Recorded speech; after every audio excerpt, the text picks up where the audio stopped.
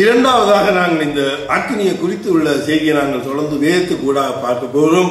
வேதத்துக்கு ஊடாக ஆண்டவர் எப்படிப்பட்ட காரியங்களுக்கு ஊடாக தரிசனமான காண்பித்தார், எப்படிப்பட்ட தேவன் என்பதை நாங்கள் பார்க்க போகிறோம். உலக மக்கள் எல்லாம் அக்கினியிலே இருந்து இப்படியான ஒரு நடைமுறையிலே தங்களை செய்து வருகிறார்கள்.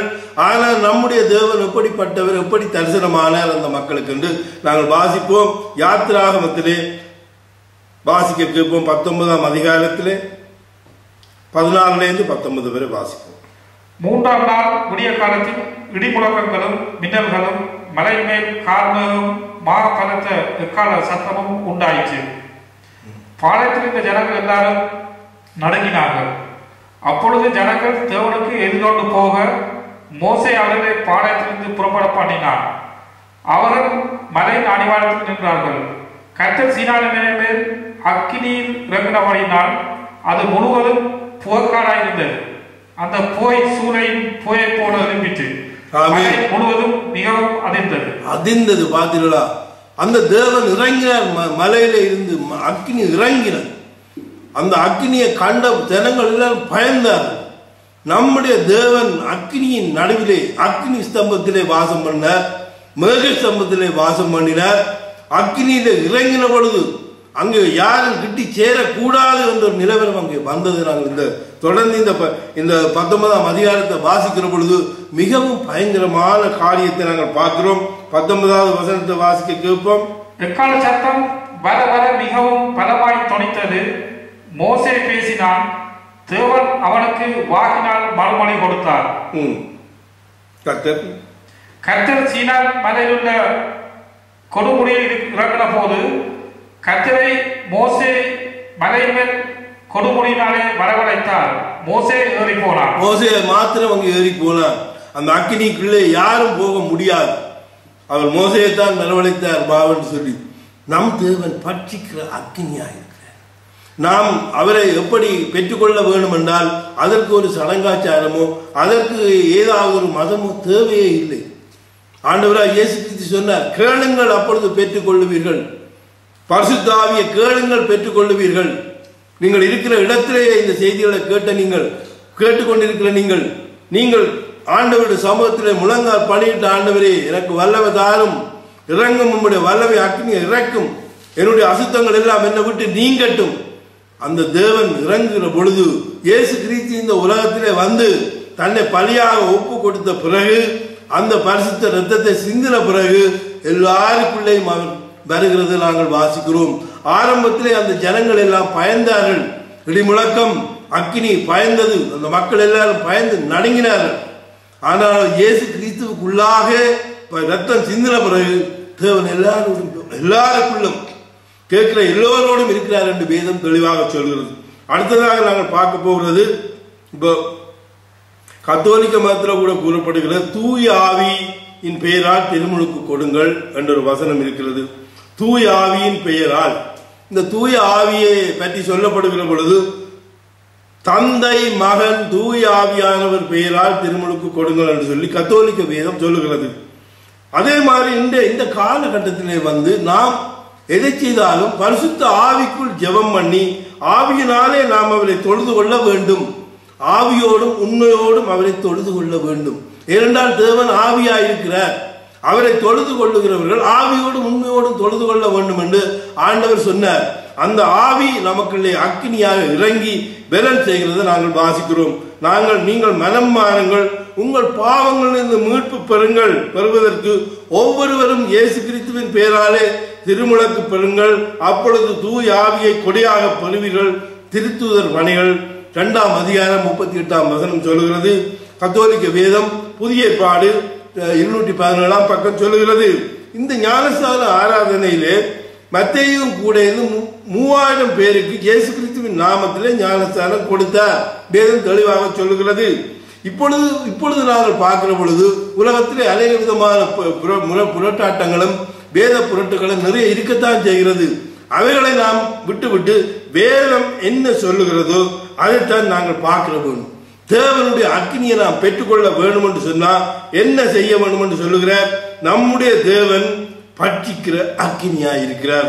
எபிரேயர் நிருபம் 12ஆம் அதிகாரத்தில் சொல்லுகிறார், 29ஆம் வசனம் சொல்லுகிறது, நம் தேவன் பட்சிக்கிற அக்கினி. அந்த அக்கினி இறங்கினால் எப்படி இறங்குகிறது? நம்மை சுத்திகரிக்க இறங்குகிறது. உலக மக்கள் செய்கிற அக்கினி ஒளி விழாக்கள் அல்ல. இது உண்மையாக ஒவ்வொரு மனிதனுக்குள்ளேயும் ஆவியாக வந்து, வார்த்தையாக வந்து, அக்கினியாக நமக்குள்ளே கிரியை செய்து, அனல் மூட்டி நம்மை சுத்திகரித்து, மாம்சத்தின் கிரியைகளை நம்ம விட்டு அகற்றி ஒரு பரிசுத்தத்திலே வழி நடத்தும்.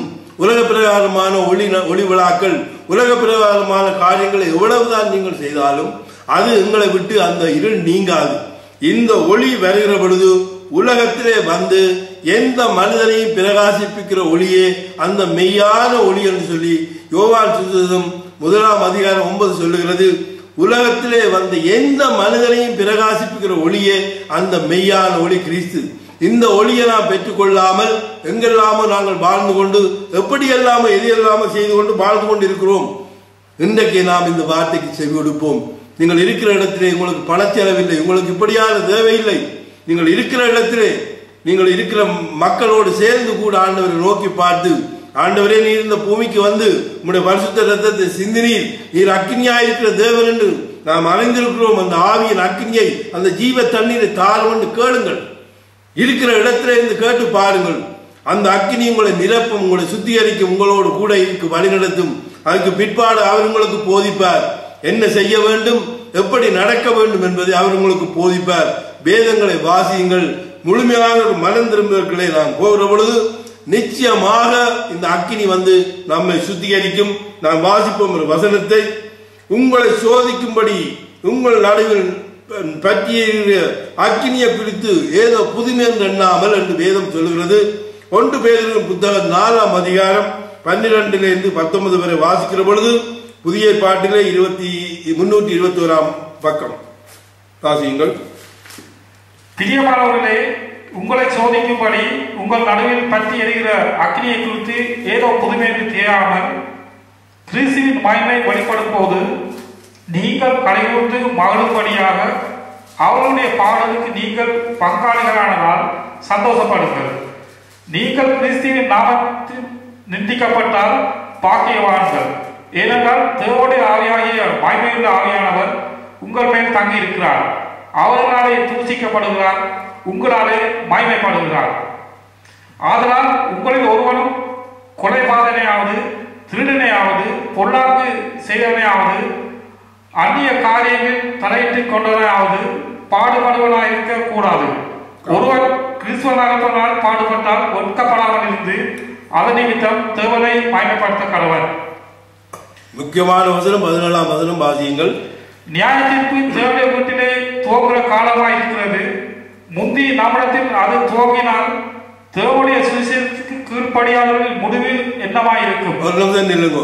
இந்த வசனத்தை நாங்கள் வாசிக்கிற பொழுது நியாய தீர்ப்பு தேவனுடைய வீட்டிலே தொடங்குகிற காலம்.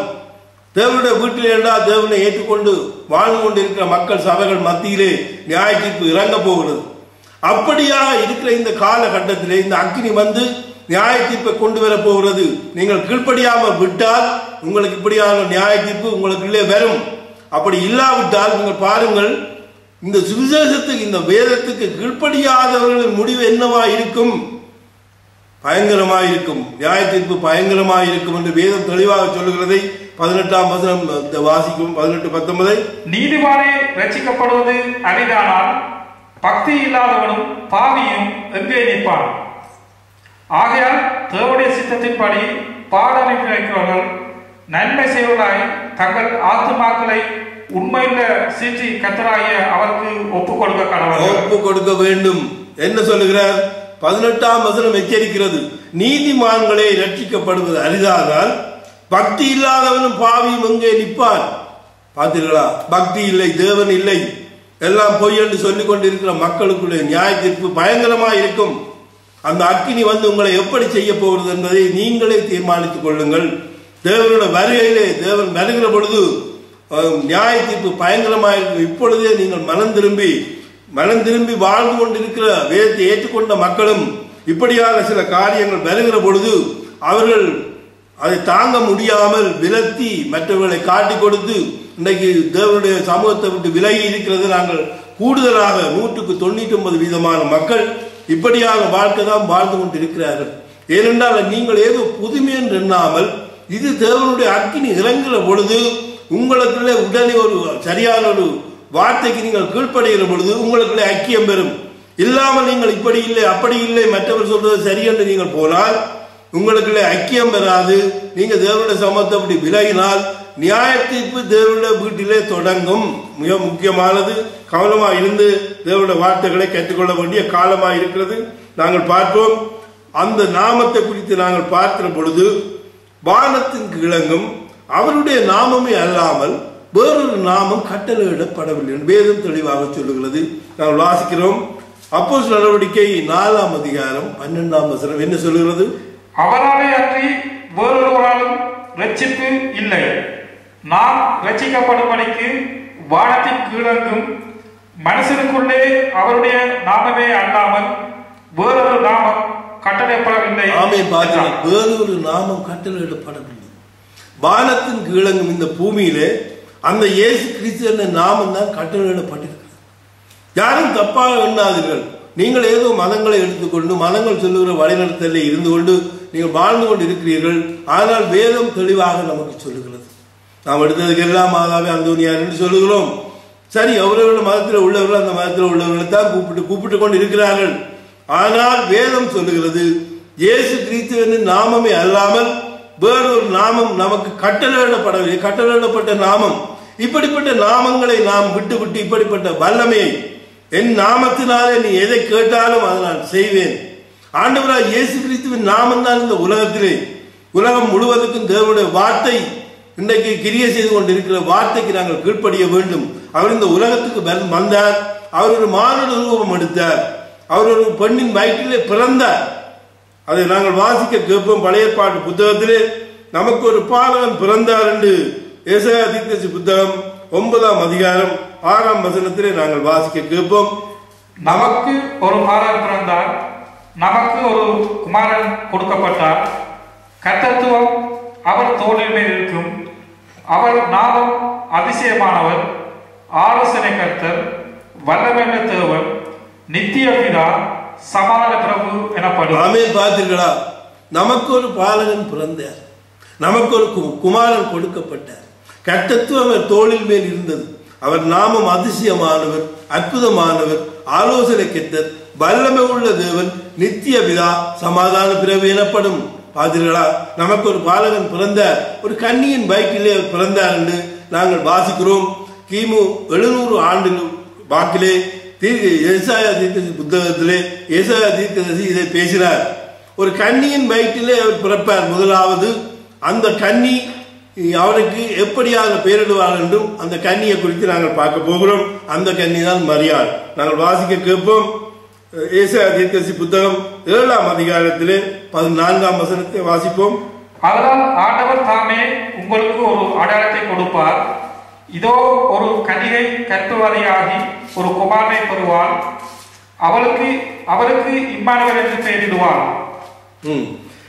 இந்த இம்மானுவேல் என்ற பெயரைத்தான் நாங்கள் பார்க்கிறோம். மத்தேயு சுவிசேஷத்தில் ஒரு காரியத்தை சொல்லப்படுகிறது. இதைத்தான் இங்கே வந்து கிறிஸ்து இந்த உலகத்திலே வந்த பொழுது பிறக்க போகிறார் என்று அறிவித்த வேளையிலே அதே வார்த்தையை தான் மத்தேயு சுவிசேஷத்திலே 1ஆம் அதிகாரத்திலே நாங்கள் வாசிக்கிறோம். 21ஆம் வசனத்தை வாசிக்கிற பொழுது இதே வசனத்தை எங்களுக்கு சொல்லப்பட்டிருக்கிறது. நாங்கள் வாசிப்போம். அவள் ஒரு குமாரனை பெறுவாள், அவருக்கு இயேசு என்று பெயரிடுவாயாக, ஏனெனில் அவர் தமது ஜனங்களின் பாவங்களை நீக்கி அவர்களை ரட்சிப்பார் என்றார். தொடர்ந்து வாசியுங்கள். தீர்க்கதரிசியின் மூலமாய் கர்த்தராலே உரைக்கப்பட்டது நிறைவேறும்படி இதெல்லாம் நடந்தது.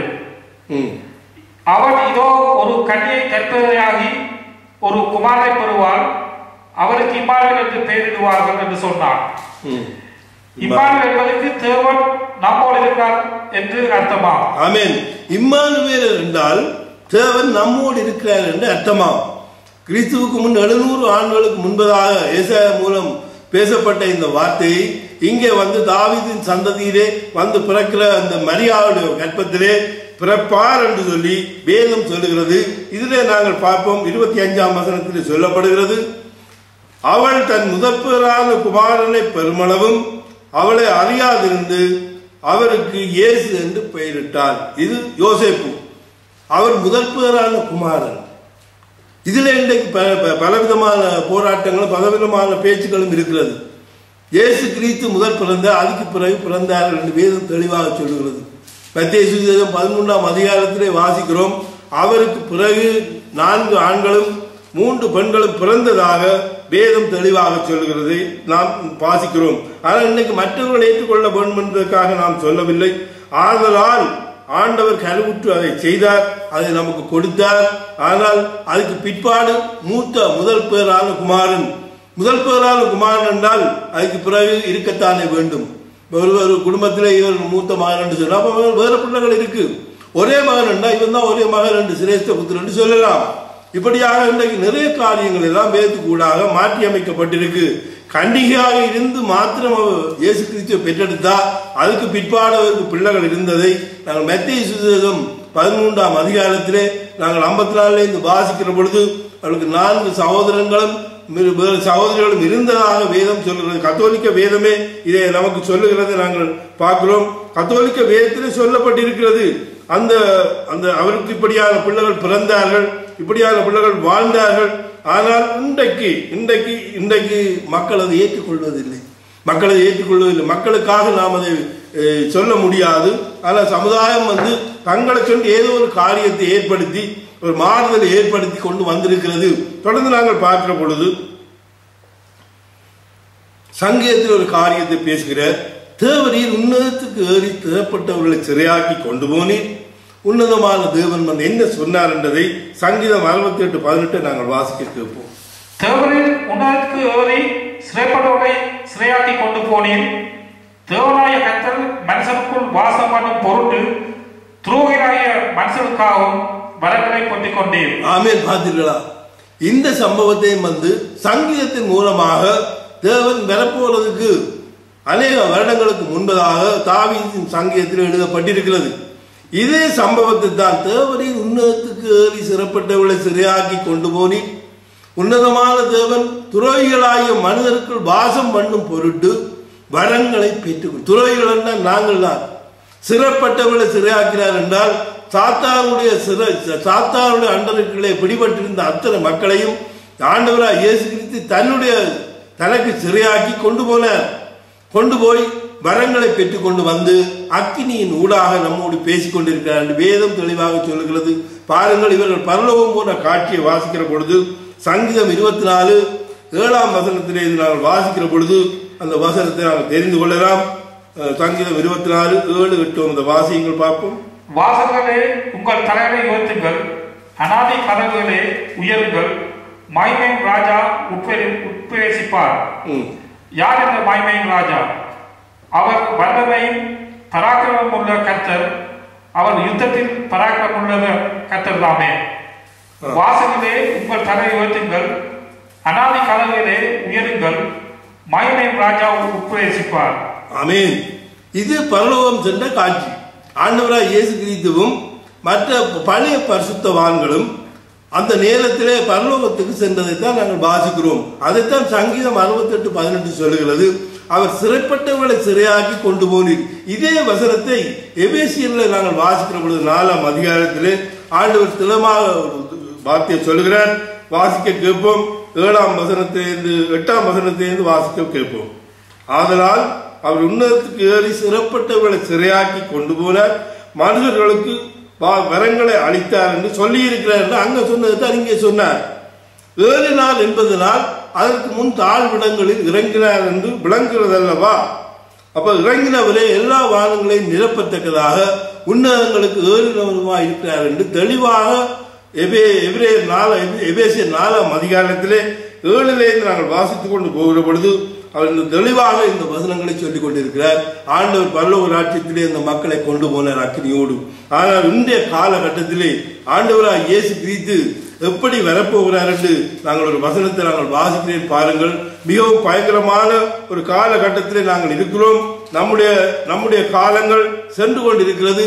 நம்முடைய வழிகள் எல்லாம் ஆண்டவருக்கு அந்த அக்கினிக்கு நேராக வராவிட்டால் என்ன நடக்க போகிறது என்பதை நாங்கள் வாசித்து அந்த வசனத்துக்கு ஊடாக நாங்கள் கடந்து செல்வோம்.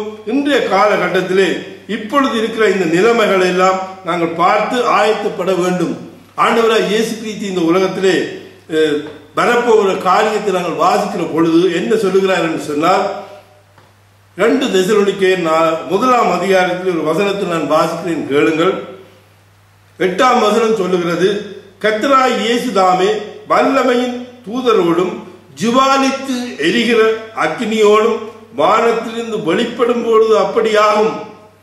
பாருங்கள், அந்நாளிலே நம்முடைய பரிசுத்தவான்களின் மகிமைப்படத்தக்கதாயும் நீங்கள் எங்களுடைய சாட்சியை விசுவாசித்தபடியினாலே உங்களிடத்தில் விசுவாசிக்கிறவர்களிடத்தில் எல்லோரிடத்திலும் ஆச்சரியப்படத்தக்கதாயும் அவர் வரும்பொழுது அவர் கர்த்தருடைய சந்நிதியிலிருந்து அவருடைய வல்லமை பொருந்திய மகிமையிலிருந்து நீங்களாகி நித்திய அழிவியாகிய தண்டனை அடைவார்கள்.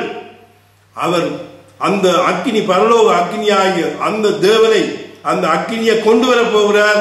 இது தேவனுடைய நியாய தீர்ப்பு வரப்போகிறது. மக்கள் மத்தியிலே ஒரு மாறுதல் உண்டாக வேண்டும். அவர் பூமியிலே அக்கினியை போட வந்தார். அந்த அக்கினியை நாம் பெற்றுக்கொண்டால் நாங்கள் தேவனுடைய ராஜ்யத்துக்கு போகலாம். இல்லாவிட்டால் இப்பொழுது ஆண்டவராய் இயேசு கிறிஸ்து வருகிற பொழுது கொண்டு வருகிற அக்னி எல்லோரையும் பட்சிக்கும், எல்லோருக்கும் தண்டனை கொடுக்கும். நியாய தீர்ப்பு கொடுக்கிற காலத்துக்குள்ளே நிற்கிறோம். நீங்கள் இந்த அக்னியை பெற்று ஆயத்தமா இருந்தால் தேவனுடைய ராஜ்யத்துக்கு நாங்கள் போறதுக்கு எந்த ஒரு தடையும் இருக்காது என்று வேதம் சொல்லுகிறபடி அதற்கு நாம் ஆயத்தப்பட வேண்டும். இன்றைக்கு இந்த காலகட்டத்திலே மத காரியங்களிலே நாங்கள் பார்க்கிற பொழுது அநேக காரியங்கள் நம் மத்தியிலே இருக்கிறது. அவைகளை நாங்கள் நோக்காமல் தேவனுடைய வார்த்தைக்கு கடந்து சென்று இன்றைய நாளில் நாங்கள் பார்த்த வசனங்களை தியானித்து, இந்த பாடல்களை நாங்கள் தியானித்து எங்களுடைய வழிகளை நாம் தேவனுக்கு நேராக செவ்வ பண்ண வேண்டும் என்று ஆண்டவராய் இயேசு கிறிஸ்துவின் நாமத்திலே நான் உங்களை வேண்டிக் கொள்கிறேன். ஆண்டவர் உங்களை ஆசீர்வதிப்பாராக. ஆமென். வல்லமை தேவை தேவா, வல்லமை தாரும் தேவா, இன்றே தேவை தேவா, இப்போ தாரும் தேவா, இன்றே தேவை தேவா, இப்போ தாரும் தேவா. பொழிந்திடும் வல்லமை, உன்னதத்தின் வல்லமை, ஆவியின் வல்லமை, அக்கினியின் வல்லமை, பொழிந்திடும் வல்லமை, உன்னதத்தின் வல்லமை, ஆவியின் வல்லமை, அக்கினியின் வல்லமை, வல்லமை தேவை தேவா, வல்லமை தாரும் தேவா, இன்றே தேவை தேவா, இப்போ தாரும் தேவா, இன்றே தேவை தேவா, இப்போ தாரும் தேவா. மாம்சமான யாவர் மீதும் ஆவியை ஊற்றுவேன் நன்றி, மாம்சமான யாவர் மீதும் ஆவியை ஊற்றுவேன் நன்றி. மூப்பர் வாலிபர் யாவரும் தீர்க்க தரிசனம் சொல்வாரே, மூப்பர் வாலிபர் யாவரும் தீர்க்க தரிசனம் சொல்வாரே. பொழிந்திடும் வல்லமை, உன்னதத்தின் வல்லமை, ஆவியின் வல்லமை, அக்கினியின் வல்லமை, பொழிந்திடும் வல்லமை, உன்னதத்தின் வல்லமை, ஆவியின் வல்லமை, அக்கினியின் வல்லமை, வல்லமை தேவை தேவா, வல்லமை தாரும் தேவா, இன்றே தேவை தேவா, இப்போ தாரும் தேவா, இன்றே தேவை தேவா, இப்போ தாரும் தேவா.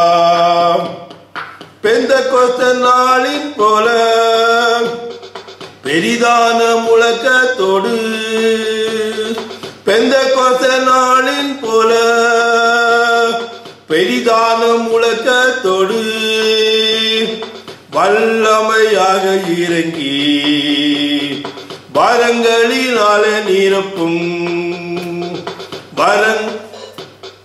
வல்லமையாக இறங்கி வரங்களினாலே நிரப்பும்.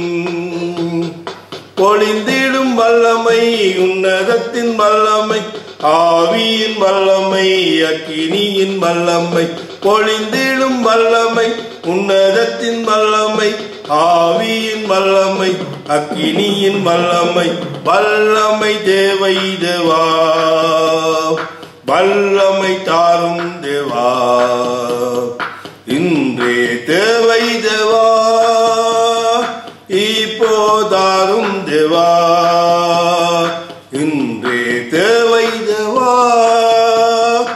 இப்போதாரும் தேவா மீட்கப்படும் நாளுக்கென்று முத்திரையாக ஆவி தாரும் மீட்கப்படும் நாளுக்கென்று முத்திரையாக ஆவி தாரும் பிதாவே என்று அழைக்க புத்திர சுவிகாரம் மீந்திடும் பிதாவே என்று அழைக்க